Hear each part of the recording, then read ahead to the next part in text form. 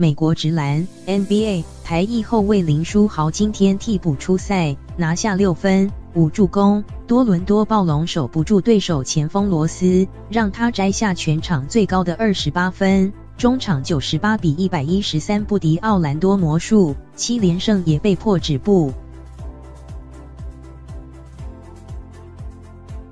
暴龙目前战绩高挂东区第2，仅次密尔瓦基公鹿。不料王牌前锋雷纳德 Kawhi Leonard 今天轮休，球队少了一致对方前锋罗斯 Terrence Ross 飙分的大锁，让罗斯豪取最高的28分9篮板，而暴龙团队命中率仅41.8%，难以和对手46.2%高档命中率抗衡，7连胜也被迫止步。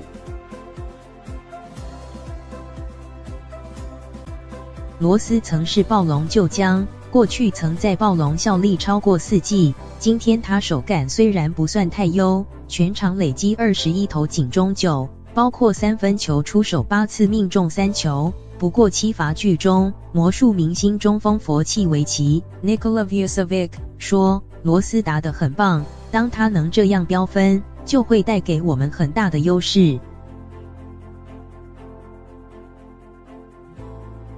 暴龙明星主控劳瑞 Kyle Lowry 今天缴出19分10助攻，前锋西亚坎 Pascal Siakam 则拿下10分11篮板，林书豪替补出赛18分26秒，全场8投仅中2，仅添6分5助攻与1篮板。这是暴龙自美国时间今年1月31日输给公鹿后，相隔近1个月的首败。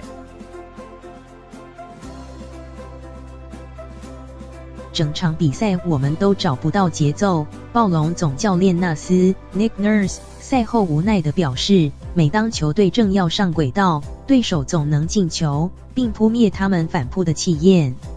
本季暴龙在没有雷纳德出赛的情况下，战绩是13胜4负，不过劳瑞强调，会输球是大家没有执行好教练设定的比赛计划，而对于雷纳德的状况，纳斯则透露，下一站出战东区假想敌塞尔蒂克时，雷纳德就会归队。